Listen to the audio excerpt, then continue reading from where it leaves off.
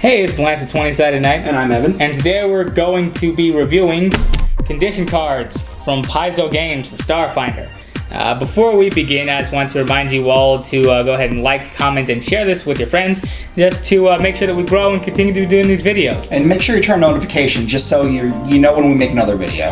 To go into this, the way that we're doing these product reviews, there's 5 different criteria that we're going to follow. The first is cost, is in relation to similar items, like how minis have a different cost, but they all minis at the end of the day. Quality, how well it's done, if something's gonna fall apart, or if it's aesthetically pleasing. Yeah, or the frequency of use. So if it's something where it's like a really cool dragon mini, but you know you're not gonna be fighting a dragon every game, so you're not gonna use that as much. So we're also gonna be looking at buy-in, which is basically how hard would this be to present to a new table, like if you're running into a Starfinder Society game or just a new table. How hard is it going to be to pitch you using this item to another table? And then the last thing is just the fun factor, just the general razzle-dazzle of whatever we're reviewing and how we like it. You can pick up your set of these Starfinder condition cards from Haster Games on State, or go to their website. Or if you don't want to bend your knee to the mighty banner of Haster Games, you can also buy yours on Paizo's website or Amazon. But go to Haster Games. Just looking at these cards here, they are really nice. I'm kind of into them. Yeah, I like them too. They're good quality. I like how they have a good bendy quality, but they're not too cheap or flimsy. Yeah. One thing I like about these cards, you do have 3 sets in a box. It makes it pretty cost effective. Like if you have one for the GM, one for the table, and one for whoever's buying these if those are separate people, or how it can be good to have a couple of different CRBs at a table. This takes care of all that for 15 bucks for a pack of, for 3 sets of them. The art on these is pretty cute. See that poor goblin that doesn't know the that's gonna happen to him the rest of these cards. Yeah, and I like that it's the same goblin, just because we all know what a goblin looks like, and it's a good baseline, and you can see just at a glance how visually each of these effects would look on something. They are a really good quick reference to what's going on. It has 3 different sections, or 4 different sections on some card. What it basically does, after the title of it of course, like if you're asleep, you're sleeping and helpless. What the generalness of it does, like what penalties it gives or what damage it does to you, and then how to end whatever effect is going on with it, like how an ally can stir a sleeping person awake as a standard action, or just whatever it would be. They're really good to have at the table so you don't have to worry about thumbing through a 520-page book or looking through the index just to find one rule. These are right here in flashcard form. So my favorite condition is the nauseated condition, just because of how bad of a time it looks like this guy is having. He's vomiting, just looks like all the way in his helmet, and he's not having a good day. But it's kind of cute in a sad way. Yeah, it's like sort of what happens to astronauts, I'm assuming. If you throw up in your little astronaut suit, it's not going to be good. You're going to either have to deal with drinking up all that vomit, or just kind of dealing with it because you're probably not going to want to take your astronaut helmets off in space. There's also a lot to learn from these cards. I even picked up a few things. For example here, I didn't know that with the burning condition with these cards here for that, if I can just grab it here, see how quick it is to find what you're looking for. I didn't know that the damage from burning was cumulative, so that's really a good reason to have these from your table.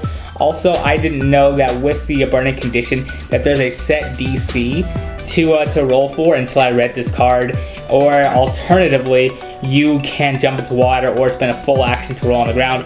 We've just been kind of making that rule as it's going to be a move action to pat somebody out, but that's a really good way of knowing that you're following the rules and just making sure that things are as balanced as possible.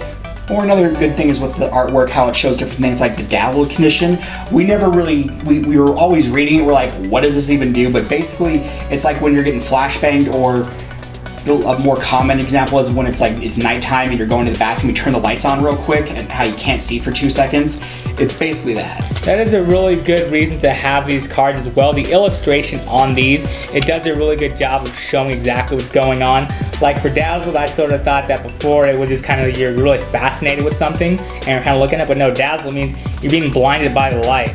And Fascinated has its own condition there. And again, the goblin on there is really expressive. You can tell he's not having a good time at all. He's grimacing. His eyes are wincing.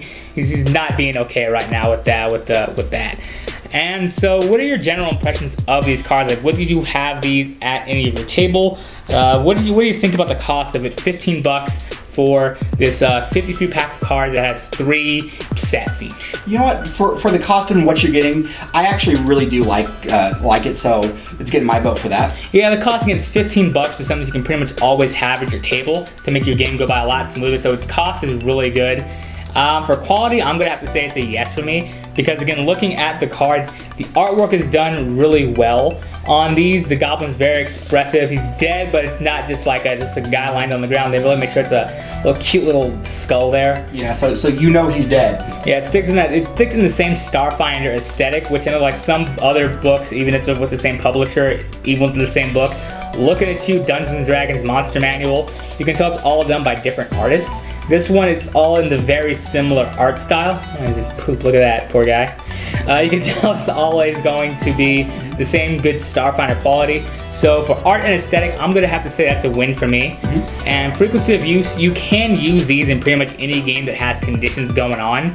If you're a GM and you do want to have more dynamic games, where instead of each encounter being a pool of hit points to wade through, you can also just thumb through these. Or like for me, the game I was running yesterday where everyone was getting a critical and everyone's weapons are having different critical effects, you could easily just look through these and say, well, you're burning, so here's how this works. Or yeah, or if you just want to thumb through these cards just to sort of give you inspiration on what an enemy you're making or looking for to have for that encounter during that day, what they'll possibly be doing to the group rather than just sapping through their hit points. Like if you want to be a Cosby and put people to sleep a lot, or if you want to take advantage of the prone condition where tripping somebody or giving somebody some sort of detriment, that's a good idea to have there. So frequency of uses can come up in any game.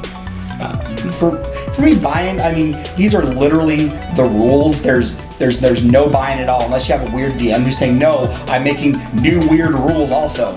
Yeah, you can put these in society games, you can put these in pretty much any homebrew setting. As long as you're playing Starfinder, these condition cards are going to be usable in pretty much any game, so that's going to be a yes for me for buy-in. And the fun factor, I mean, just look at them. They're fun, they're easy to use, they got a lot going on as far as one, the art, and two, with just, it's an overall yes. It has that old razzle dazzle to it. But also another way it is going to add fun to your game is, so instead of having to look through like a 500-page book, you can just look through a card and it's like, well, I'm shocked or I'm over encumbered. What do I have to do? And so instead of just looking through a book, you can look through these cards, read it, and boom, your game's back on track. Oh, that's kind of cute. Same picture. I like that. It's like when a movie says the title of the movie in it. It's cute. So overall, we're going to give these a 5. It's very low cost. The quality is really, really good. The frequency of use can be used in any game. Really easy in buying since it's all canon rules from the publisher. And again, it's got that little razzle dazzle for the fun factor. Since this is something that I would use in any game or I would buy for my own table, we are going to be giving this box away to our favorite comment by any of our subscribers.